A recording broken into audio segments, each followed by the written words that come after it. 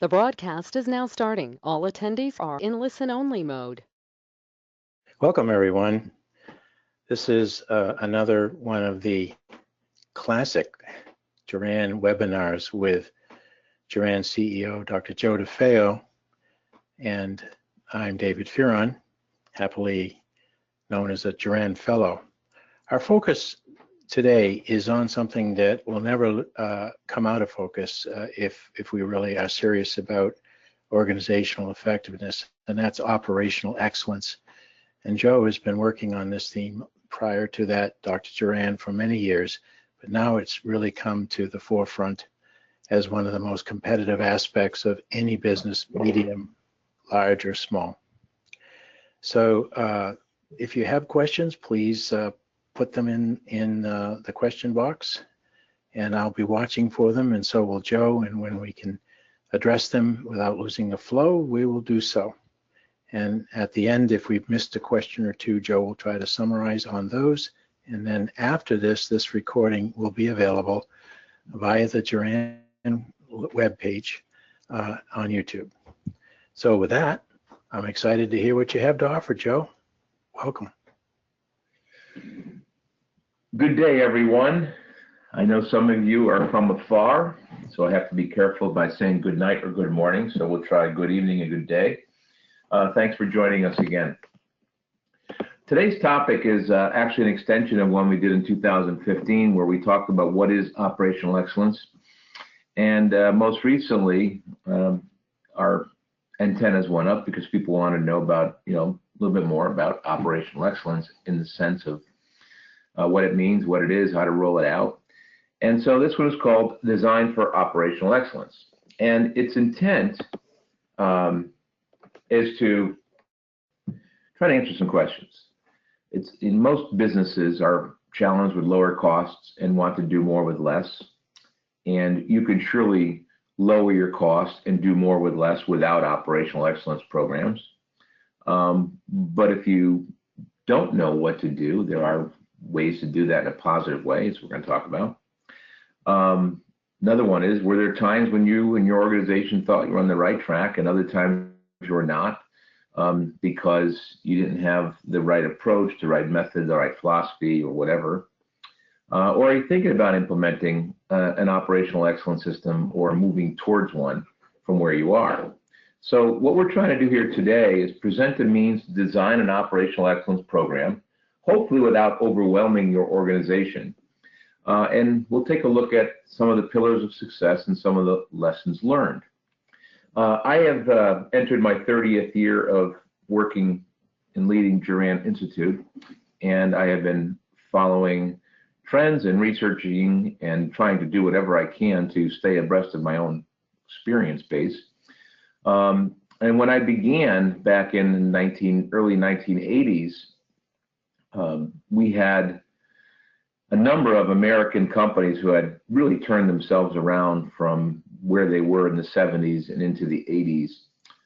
And it was a very important time in the history of America, because in the 70s and early 80s, we were really getting beat up badly by Japanese quality. We then turned it around, and American companies were beating up other companies with their quality improvements. And the whole driver in those 80s were about improving the quality of products and services. And so from that point on, my career and the career of many of you, and if you're new, the history of many of us, saw us grow from managing quality of product with quality control to managing the business with quality control, quality planning, quality improvement, to Lean, Six Sigma, et cetera. And all along the way, organizations tried to emulate what Toyota did, and others, and there were many others, I recall at the time, companies like Hitachi, Panasonic, NEC, Japan. They were very powerful companies, and I happen to be in an industry of semiconductors, so we knew more about them. But then American companies started to develop their own kind of programs, and over time the names changed, but we end up today with operational excellence, performance excellence, organization excellence, and really where we're at today is that it's a management system where the model that you choose, the principles that you abide by, the methods that are embedded the tools you use, the structure, and the roadmap all drive sustainable business results while attaining some world-class status. Now, I want to emphasize sustainable. There are many of these models, principles, methods, tools, structures, and roadmaps that don't lead to sustainable because they're missing something. So we're talking about sustainable and more reliable, more adaptable. And we talk about business results. Dr. Juran, if he were sitting here, he would say no leader is going to do anything about quality if it doesn't improve business results. The good thing is that managing the quality of your products and services and making your organization be an excellence organization does drive business results, and much higher than others that are not focused on customers and excellence. And this world-class status is more of a term than it is a real destination. There are attributes of world-class companies. Those companies share success. We talk about Toyota all the time, but you have to look at a world-class company like Amazon today and just focus on what they do to provide unbelievable customer service and what they're doing behind the scenes. So if we can stick to this definition for our discussion, we'll begin. However, I'm sure you all have other definitions of operational excellence. So what we want to do is try to summarize what is included in these operational excellence systems out there, and maybe you can develop your own version and your own definition that best suits you. If you have been around for a while, it's no surprise that we have been evolving.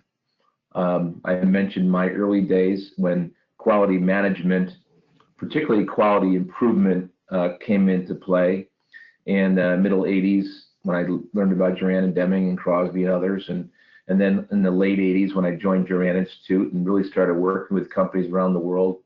And that quality management really was a move from little Q to big Q.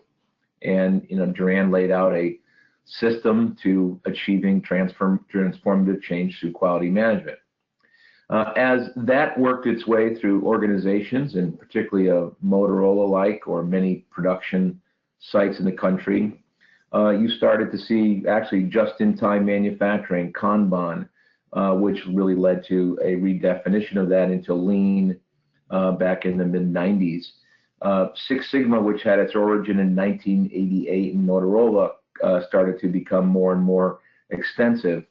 Then as people started to get even more experience, they jumped right on the Toyota production system bandwagon and just used that as their means to achieve success. Today we're left with a number of words, but for the focus of this session, operational excellence. How do we make the organization excellent so that we can get those business results?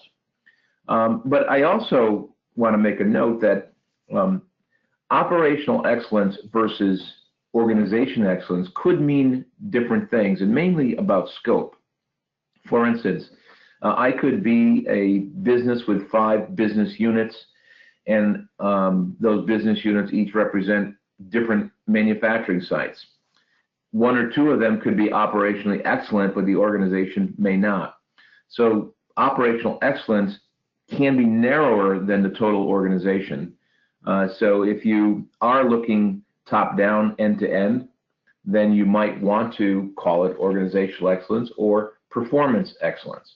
And when you think about it that way, you'll have a better understanding that if you are a manufacturing plant, you are looking at the operation in its totality. If you're looking at the company, which includes headquarters, you could be looking at it in totality, but you might call it something else.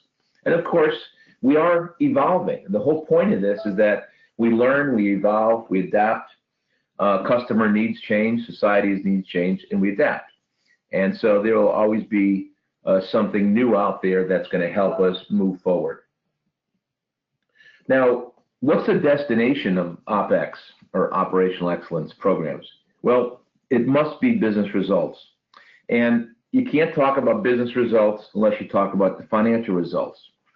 And for most profit companies, and even nonprofits, you have to be financially sound to continue to drive and meet customer requirements.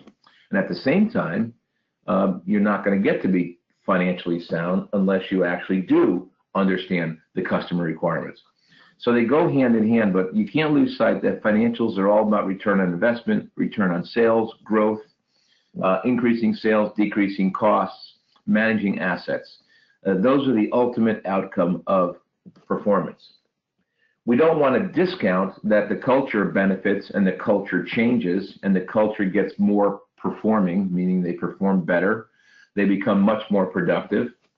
That happens either simultaneously or ahead of the curve about satisfying customer requirements in a way that you do it better than the competition. And so we start to see results on customers, and customer complaints are down, customer satisfaction is up, we move to customer loyalty. But we also benefit and see results on employees, not just hard metrics like lower absenteeism, less employee complaints, but actually talent and skill development, because employees are doing much more to be critical thinkers. We also have benefits to society. When an industry moves in a new direction with new technology and new success, they tend to help us improve as a society. It's not always true, but it tends to make us more productive. After all, society is a collection of all those customers and non-customers. And lastly, the ability to be adaptable. Now, we use the word sustainable for the results, but to be adaptable. If you have a real good understanding of the market and a real good understanding of the customer, and you have the processes and value streams in a place that allows you to move quickly, you're going to become more adaptable. So the first step in our OpEx discussion is, do you know where your destination is? Now, you can get to any one of these or any couple of these with all kinds of methods, but there's a pattern and there's a process and there's a roadmap that actually can get you there in, I believe, in my experience, in a much more structured, systematic, and faster way. Recently, I did a blog for an organization called Viva. They're a quality management software company. Their product is called Quality One. In any case, I answered the question for them: why do companies adopt a big Q quality perspective versus a little Q? Operational excellence is about big Q, looking at the organization from end to end, top to bottom, but looking at it with an intent to get a good return on investment. And what we call big Q in quality, you may call operational excellence or even lean or Lean Six Sigma. The point is that any focus on the bigger picture of the organization with a systematic approach is going to have a much greater return than suboptimizing all our processes and all our people in the organization. And there's some pretty good metrics in this article or blog, and it will demonstrate to you some of the return on investment have got huge, huge return on investments if you can satisfy the customers. I don't want to go into all the detail of that, but we're talking about a 1990s company like General Electric that saw improvements of 15, 20, 25% return on sales and improved gross margins and profit, et cetera. And you're seeing companies that are really focused on excellence, like Amazon and Apple, seeing 500 and 600 and 1,000% returns. So clearly a breakthrough in terms of returns on investment. Secondly, it's important to note that most modern day operational excellence systems, particularly in manufacturing and goods companies, have its roots from the Toyota production system. Some of you may not know what the Toyota production system is, but whether you're in production company, goods company, or a hospital, or a service company, if you're on this call, you probably heard something about the Toyota production system. But I want to point out that Toyota's focus on the Toyota production system, which is the complete elimination of all waste, was something that started long ago, and it evolved over the years as they got better at learning things, which then went on to develop the just-in-time concept. And so this concept of elimination of waste, because waste can lead to excess and unsaleable inventory, too many steps, defective product. All that waste creates more waste and eventually drives the profits down or the business results down. And so when I began my learning and application of that in the early 80s, the models that we had were from Dr. Juran, Dr. Deming, but more importantly, as a non-Juran person at the time, we learned a lot about what Toyota was doing prior to them having this Toyota production system. And it was clear that they began with little Q and evolved from the 50s and the 60s and the 70s right up to big Q. And the benefit of big Q is that we have now the Toyota production system, which helps us all understand the most important thing is elimination of waste. And so we see many of the commonalities of Op Ex have their roots in Toyota. Here's a few more. All Op Ex programs have a strategic intent in the organization, meaning it's in their mission statement or vision statement or in strategy to be the best for their customer, to be the best for society. It could be to be the safest if you're in a hazardous industry. They might state it as to be world-class, to be the global leader, or even be the society leader. These words have meaning. And I'll give you one simple example. Ford Motor Company years ago, had a slogan that was "Quality is job one." And as we saw Ford cars improve, you believe that quality became job one. And when you look back at their strategy, it's all about making a great product. There was a period of time where they stopped that slogan, and people wondered why you would stop that slogan, and did the cars get better or worse? And some anecdotal comments as they got worse. My point here is words can have impact, and these words are clear that part of an Op Ex program must be we have a strategic intent to be the best, meaning we're going to take a longer term approach to it, and we're not going to stop unless our strategy changes. They're all customer focused, meaning you can reduce costs and not satisfy customer requirements. You can be more productive and not mess with customer requirements. The difference here is that it's intentionally focused on customers. We want to know how to create value for the customer and the business by really understanding the customer's behaviors, their wants, their needs, and the aggregate of them is the marketplace. Versus, we're just concerned about pushing product out the door and making a product. And if you're in manufacturing, the best way to understand a strategic intent about Op Ex is that they will stop a line if the product is failing. They will stop a line if they think the customer is going to be dissatisfied. They will stop the line. In business-oriented companies, they will run the line, separate the bad stuff, analyze the bad stuff, and even sometimes ship bad stuff. So customer focus is truly doing the right things for the customer, which leads to right things for the business.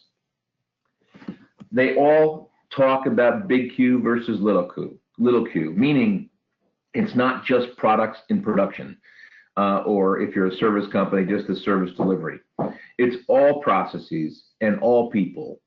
So although you may begin in production if you're a goods company, or you may begin in service deployment, but it spreads, and it spreads as more success spreads. It spreads as more benefit come from understanding customer requirements and the linkages in all these processes.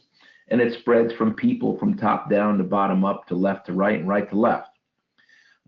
Big Q is really all about enterprise-wide, company-wide, and it really doesn't matter what industry you're in.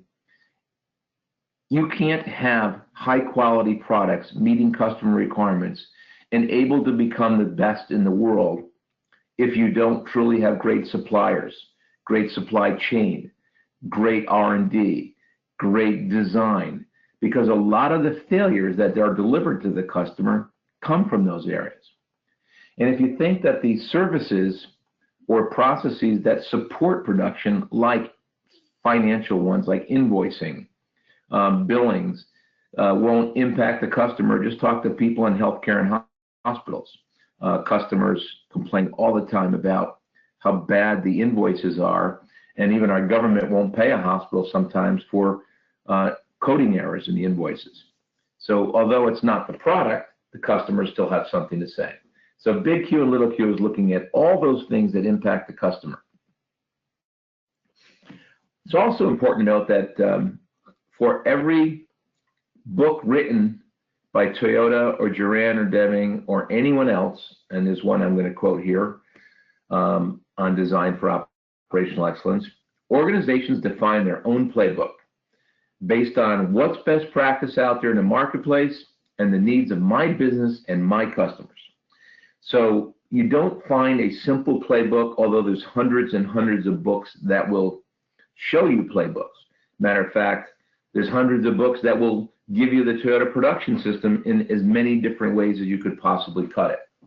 So that's not a bad thing, but it does become a bad thing when one company has it one way and one company has another way, and then you both say you're doing Toyota production, and somebody's going to get in the middle and say, well, they're really not. So to avoid any discussion about that, I will just leave it as organizations define their own playbook. Therefore, you should too. OpEx systems are transformational. You don't do operational excellence without impacting the culture. It's going to happen because the very nature of the methods that we use force us to move out of our own little individual space, our departmental space. It forces leadership to stop looking at only financial scorecards and look at customer scorecards as well. Those things lead to transformational process changes, and therefore the habits and beliefs which make up the culture will also change. Whether you want them or not, if you implement an operational excellence system, your culture is going to change. Contrary, if you want to change a culture and you don't do some of these things, you probably are not going to change the culture because they're going to be reversible changes. We try to get to irreversible changes.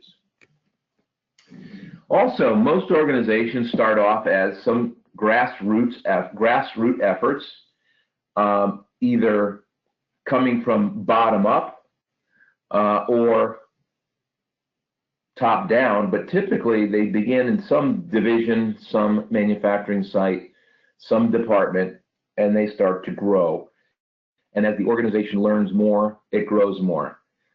It's very rare that a leader will just take a book or another company and say, let's go lay this out, let's do it. You typically are growing it over time, little by little.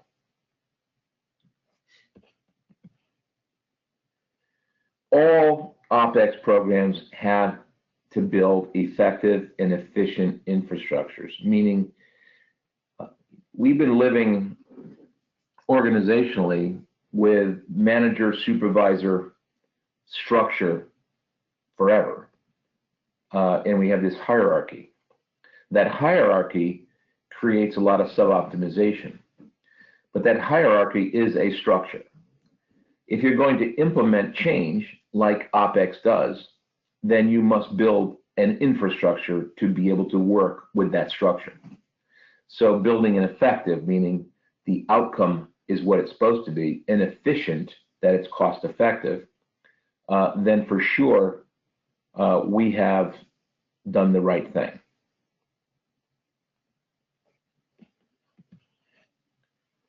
And lastly, every OpEx program, like every good business plan and every good strategic business plan, has to be reviewed and renewed and possibly adjusted and changed.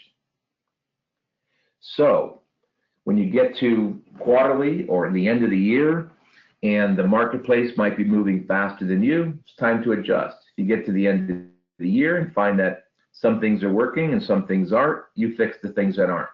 You don't just assume that what we started 3 years ago will work 3 years later or 4 years later. You need to have a review of that. One key aspect of the ISO 9000 requirement is management review. and what the purpose was to make sure that someone looks at this every year to adjust the process. Now, I mentioned Toyota Production System, and there's another term you'll tend to see when it comes to operational excellence, and that's the term pillars. Pillars graphically and architecturally are those things that are vertical that hold the roof up, and they connect the foundation to the roof. And so if you want the results you get, which is your roof, then you have to have strong pillars. The Toyota Production System typically drew pictures of their TPS system with pillars, which you see on your left. On the right is just another example of how we tend to talk about pillars. I bring this up because many organizations create their own OpEx program, and it looks like Greek theater because there's either 3 pillars or 30 pillars. The pillars are the name of each of their programs, or they're the name of the results.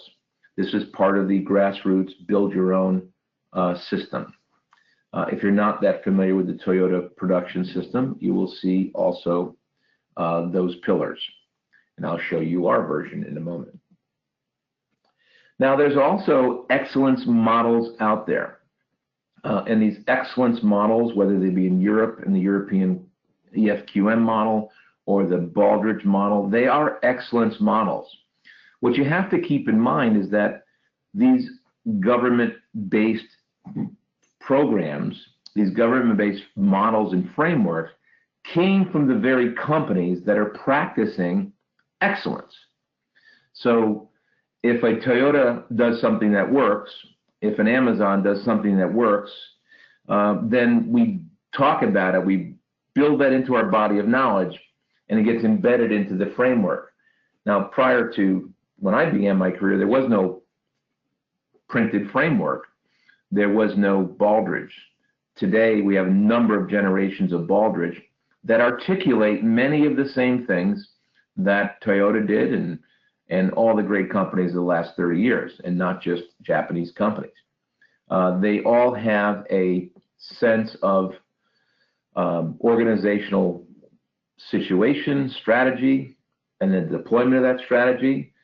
They all have a clear understanding of what leadership's role is. We have a strategic planning model based on customer focus. We also have an operational focus, an employee focus in the workforce focused on results. And they're supported by measurement analysis and knowledge management. This is a framework, and whether you apply for an award or not, the framework has been years of lessons learned by companies who have succeeded and have gone on to not just win the award, which is on the right, but also go on to win best in class, world class, global status, and sustained business results. Now, came across a book that actually was published in 2012. Some of you may have seen it. Ironically, and not unusual, it's Designed for Operational Excellence, a breakthrough strategy for business growth. And what caught my eye was the term a breakthrough strategy, because Dr. Juran and my early learning was quality management was the breakthrough strategy. It was all about breakthrough and focusing on breakthrough.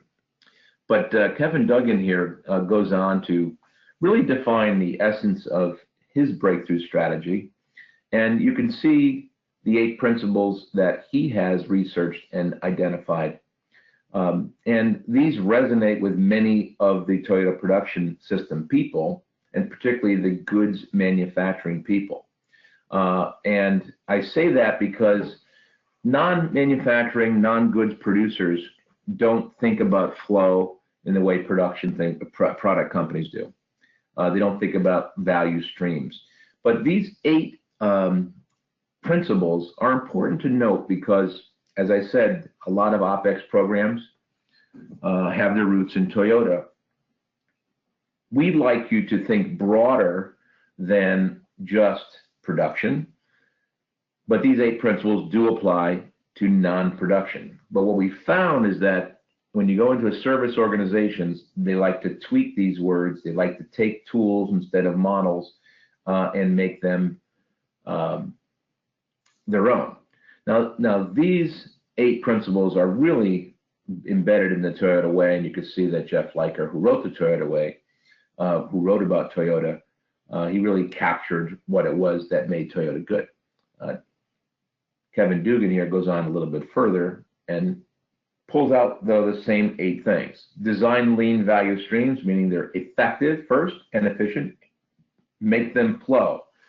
A stream that stops is either going to back up and create a lake or overflow the top. So value streams or processes must continue to flow from design to supplier through distribution to customer. And he makes a real clear point here to make the flow visual. Many times we don't have transparent information, transparent work instructions. So the people who work in these value streams often don't know how well it's flowing. So one of the things about a visualization is to make it visual. Create standard work for the flow, making repeatable tasks, repeatable processes. Make abnormal flow visual, meaning we might have an unusual demand which causes an unusual amount of setups to be changed in our operation. Make that visual so that people understand that's normal. Not everything is just easy going. Create standard workflow for abnormal flow, meaning there's a pattern to abnormal flow, we just have to understand it. Have employees directly work and improve the flow, meaning minimize layers of management intervention in decision making that will keep it flowing. And more importantly, and this is, I think, one of the most important ones that he has here, perform offensive activities. Don't wait until things get bad. Perform offense. Audit your plants, audit your factories. Go in there and take a shot at making it better. So OpEx principles abound in different ways. This is one pretty good way in a pretty good book if you'd like to know more. Now, when we look at organization-wide focus, not too dissimilar, we really want you to think about adding to your already thinking in your business that organization-wide focus means adding the customer and its needs along with the assessment of market to drive your business plans. And if it's in the business plans, it will drive the business. And so the business consists of enablers like your quality management system, your operational excellence system, influencers like your HR system and your financial system, the key business processes and value streams like supplier management, design, development, production, operations, HR, hiring, recruiting, all those key business processes which enable us to get true business results, which then lead to loyal customers. Some organizations feel they've got loyal customers. Some organizations feel they got great business processes. And we'd like you to just step back and say, well, you probably got them because you focused on a customer. You probably got them because you embodied your organization with the same principles. But if you're not getting them, you might want to think what's missing. And so we actually use this kind of thinking for organizational assessments to be able to say, what works, what doesn't work. The point here is operational, organization-wide as best you can make it, although you won't be there in 1 month, 2 months. It may take you a while if you're a large organization. Dave, I'm just going to ask you if you could take a quick check and see how we're doing on questions. I'd like to just pause for a moment. Well, at this point, Joe, no questions yet, but I remind people that we really would like to get make sure we're aiming Joe's comments to your needs. So please post a question. Let me toss one out real quick, Joe, as we move forward. Back in earlier part of your timeline, General Electric was one of the big proponents of Lean Six Sigma, and have come along through various changes. I learned today that General Electric has been dropped from the Dow Industrial Average, which is a huge change because it was the blue chip for I don't know how many decades. As we're looking at this, what might have happened, Joe? Did they lose their focus? Did they lose their customer loyalty? Did some of their processes go soft? Just a quick guess on your part would be interesting to me anyway. I'm not an expert, nor am I a wizard, but the best I can see from what I've read and followed is that change in leadership at the top, as the big changeover from Mr. Welch to his successor, is a big impact on what happens to the organization. And I think somehow it lost its way, took some gambles, and the world changed faster than they did. And a Connecticut resident, we know more about GE because they also are in the midst of moving their headquarters out of Connecticut, where it was founded, to Massachusetts. So I would not care to be an expert on it, but I just think that leadership change and subsequent decision making can lead to, disaster, and now we see it. I just point that out because we look at these icons of organizational and operational excellence, performance excellence, and even the mighty can fall if something it falls away and the attention no longer is on the right things. So now you're going to take us into perhaps some GE folks are listening and they might pick up some tips here. So continue, and I'll watch for questions. I think I just saw one. Do Amazon and Apple use any lean practices that you know of, Joe? I can tell you that Apple had a very strong, well, keep in mind that most of Apple's production is outside the US, so I can't count on them, but Apple as an organization was a very strong proponent of process improvement and quality improvement. And people that I know at Amazon, their desire and focus on streamlining and value stream management of processes is part of their culture. And I'm not in any position to say otherwise, except that experience I have. Okay, let's go on. Next step. Each organization creates their own operation excellence playbook.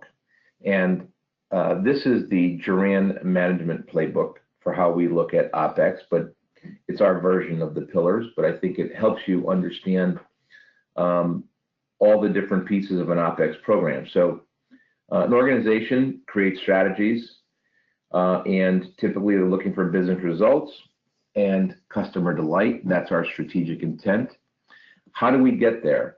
Well, we deploy goals that the organization will shoot for, and those goals are based on benchmark targets or really far-reaching targets. Those goals that are deployed are driven by understanding the voice of the marketplace, understanding the voice of the customer, understanding the voice of society, regulatory, whatever it takes to be able to deploy really good goals that will help meet our strategies. From those voices, they create roadmaps related to new products, new services, operational efficiency, operational effectiveness, etc. Those roadmaps become the means of deploying goals throughout the organization. So one big chunk of our playbook is about the deployment of goals. Some folks like to use Hoshin planning, policy deployment, but those goals are driven by voices and roadmaps. And the accumulation of voices, the ability to create roadmaps, comes from this foundation that you begin to put in place, which includes the structure, the models, the roadmaps, the methods, tools, and scorecards. A second clear area to focus your OpEx playbook on is assuring your products and services that are delivered and being used by your customers are effective. And effective is another way of saying they meet the quality criteria of the customer who purchased it or used it. Effectiveness means whatever we produce actually works the way it was supposed to. We call that fitness for purpose. And the best way to get to assure that products and services are effective is to have good design and innovation programs that are driven from structure, model, methods that incorporate customer voices into the design so that you can design effective products. And achieving breakthroughs in those projects from a competitive standpoint and from a prior product or service standpoint. So it's not just enough to continuously improve product development, but you also want to achieve breakthroughs. And the third big component of strategic intent and the playbook is process efficiency. And here is where the Toyota production system abounds, assuring that we are efficient in everything we do, that we have lean processes and we continuously improve those. And those are also driven by that same foundation. Now, I'd like to point out that some organizations are really good at efficiency and they become very lean, but may not be very good at effectiveness. So delivering faster product to the customer that they don't necessarily are happy with is not great, but it happens. I also have organizations that are really good at designing products that customers want, but really bad at making them and delivering to them efficiently. An operational excellence playbook must incorporate both pieces. Get effective, get efficient. Most of the Toyota production system thinkers and deployers and operation playbooks tend to focus on that assure process efficiency section. Hopefully not, but all the reading and all the experiences we have, they tend to focus on that. And there's a reason for that. Most Toyota production system champions are doing it from a production factory point of view, where by improving efficiency also identifies any bottleneck in the system, which then can get fixed. And that's another way of saying we fix the effectiveness and we get more efficient. So you can have a debate one way or the other, but we want you to keep in mind that anything that is just efficient may not be effective. You need to have something about effectiveness. Now, when we look at that foundation down there, what's under that foundation? This is where we pick and choose based on what we read, what we learn. In the models and principles, as I mentioned, of the Baldrige, many of us grew up on the Juran trilogy and the Juran management system. For those of you who are into the Shingo Prize, Shingo has his own set of pillars, very similar to Toyota production system, where his experience came from, the Toyota production system. And some people just like homegrown. Then there are the methods, and the methods are those things we do every day to get us leaner with Lean, or Six Sigma improvement to get the quality right, or quality by design, or lean thinking, business process management, value stream management. These are methods, and these methods kind of evolve a little bit. And then there are tools. Tools help us carry out a method. There are lean tools, continuous improvement, quality improvement tools, tools to design better, tools to control better, tools to improve safety. Now, we think about I want to be a premier construction company in the United States. And so I'm going to create an organization based on principles of the producing on time, under budget, the best world-class buildings ever. The methods I choose to achieve that are A, B, C, D. And then we have a whole set of tools that help us with those methods. The methods may be related to lighting, energy efficiency, etc. And then, of course, we have scorecards. How well are we doing? There's people who use the term balanced scorecards. Balance meaning we tend to be imbalanced when we only think about financial scorecards, but balanced when we bring in customer scorecards. Any kind of KPIs or key performance indicators, scorecards that are customer focused, data driven, and provide us some stretch targets. So the pick and choosing tends to come as whatever your needs are.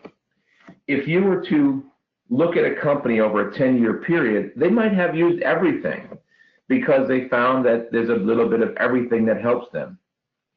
There are other companies who just focus on a tool and uses it until they've beaten it to death and can't get any more out of it, but it's worked for them.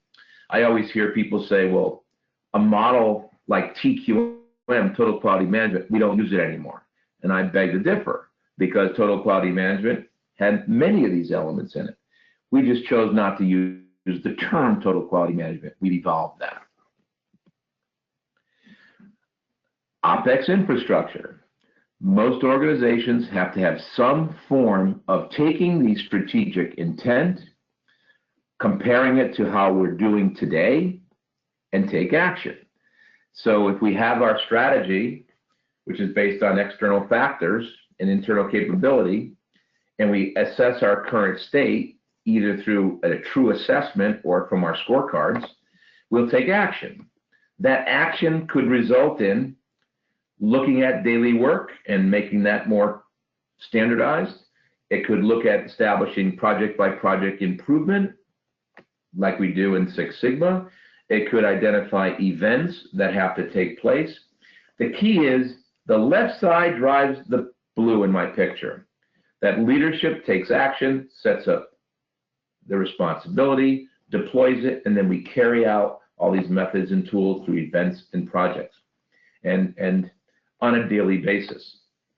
And whatever the tools we use to implement changes result in a higher breakthrough level, and we try to sustain the gains, which then also drive our culture, and we keep doing it again. And this is all integrated into the scorecard and data management system. Now I could layer another picture on here that says there's a leadership team, there's a council, there are teams, there are leaders, there are belts, there are senseis. That's another level of structure, and there's so many different ways to go with that. We'll just settle with this one here, but there is a hierarchical structure for who does what in an OpEx structure. But simply put, we need a way to carry out all these new thinking and these principles. When you look at the tools, I just want to make a point about tools. There are tools that can get us efficient, and there are tools that can get us effective. And it's important to keep them in mind that if you use one tool for one thing and it doesn't accomplish what it was, it's a pretty good chance it wasn't for that. For instance, if you're going to go out and benchmark as a tool right off the bat, when you're trying to become more efficient, you're probably wasting your energy and time. Look at the failures you have internally first. So we tend to look at root cause corrective actions, simple things first, 5S or 6S or SPC. As you get better and better, you work your way up to the upper right quadrant. So in other words, there are tools at a certain time that help us in a way that can help us advance. If we try to get too many tools, we're going to be too overwhelming. If we have too few tools or the wrong tool, we may not get results. And lastly, you need a plan to get there. Every organization that we've spoken to or led always had some common phases that they went through, whether they called them that or not. A number of years ago, we at Juran put together the commonalities of those phases, and it became our roadmap. And so using our roadmap is a way to help you understand these phases that an organization goes through or went through or should go through. The first phase is that a decision is made to be operationally excellent. We want to be the best. And that decision is made based on some rudimentary learning of what our options are, looking at other companies and what they've done, doing research and finding things like the Toyota production system, the Juran system, the Deming focus, the whatever it might be. And from that information, they make a decision that we're going to move forward in a way different from before, and they begin to prepare for that change. The preparation phase is a phase different from decide, because once decision is made, leadership then begins to map out their plan. And once you begin to map out the plan, you're in preparation. Preparation says, what do we have to do before we launch? We have to educate leadership. Do we have to change technology? Do we have to educate technical people? What do we have to do? And so in the preparation phase, depending on the method we chose, in Decide, we are now preparing ourselves by building infrastructure, getting educated, understanding, communicating to employees, and then we launch. Launch is a formality that says We've communicated to our constituents, our employees, our leaders, that we are embarking on an operational excellence program, and this is how we do it. We launch events, we launch projects, we launch our education, we launch teams, and we do our thing. And as we do our thing, we monitor progress, we get results, and we continue to expand and expand and expand. And most organizations begin in small places when they launch, and then get into back office spaces as they expand. As you go through each of these phases, you learn a little bit more about the organization, and then you eventually try to sustain. Initially, you sustain the processes and products and services that you improve back and launch and expand. But then you begin to sustain culture, and the culture sustaining, like everyone likes this Toyota sustaining culture, many years of quality focus, many years of efficiency focus. How do they do it? Well, they do it through the sustainment of their own program.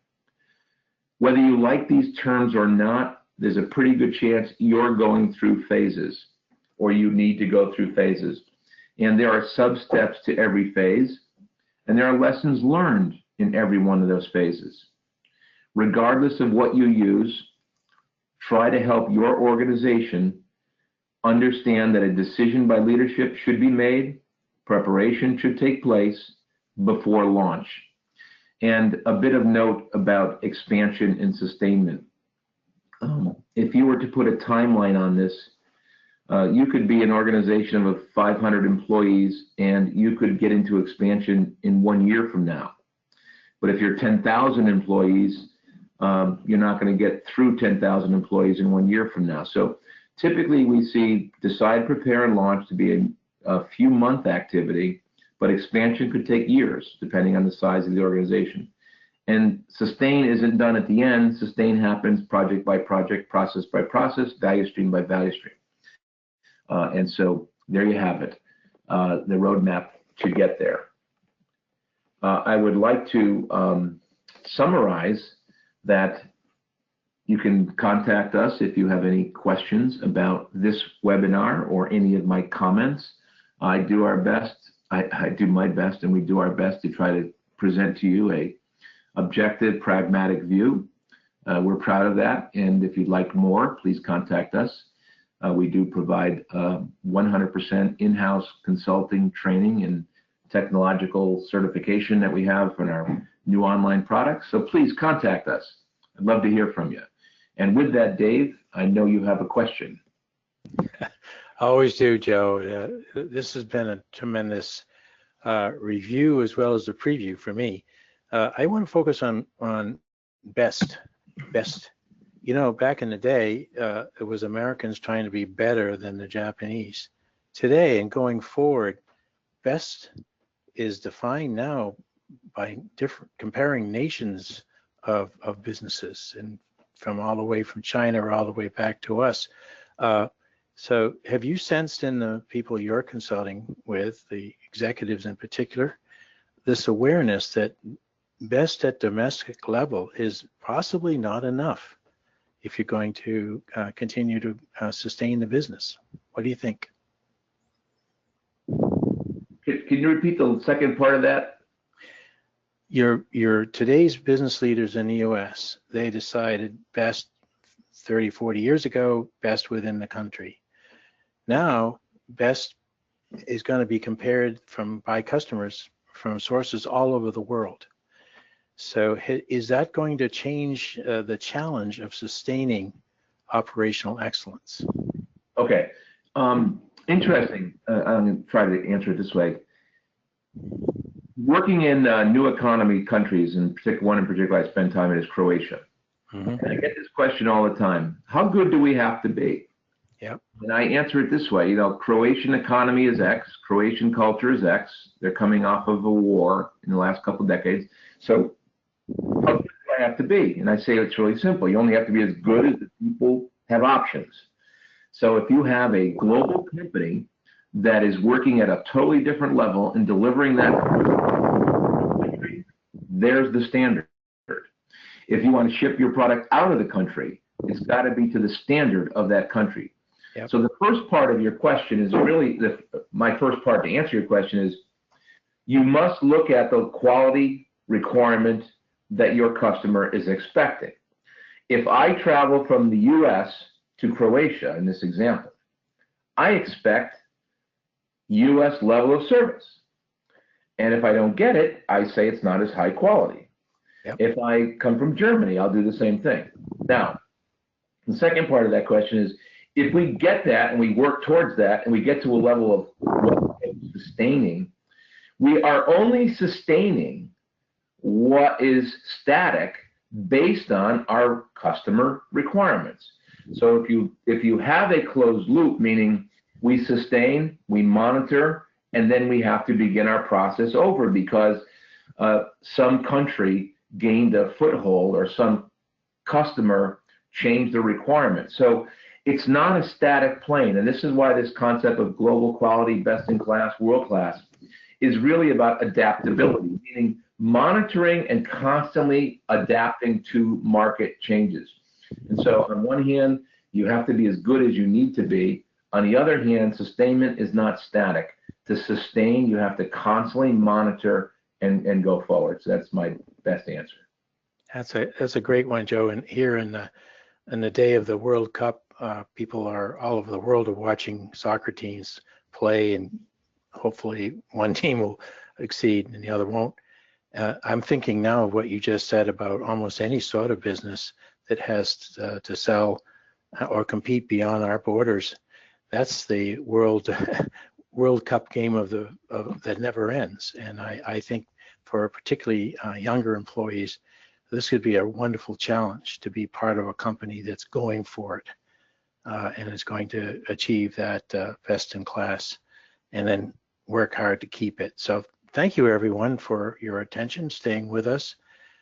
And we will be announcing next month's webinar, or as soon as the date is set. And please do follow up with Joe. He loves to respond to your individual comments and questions. So with that, I'll say goodbye. Thank you, everyone.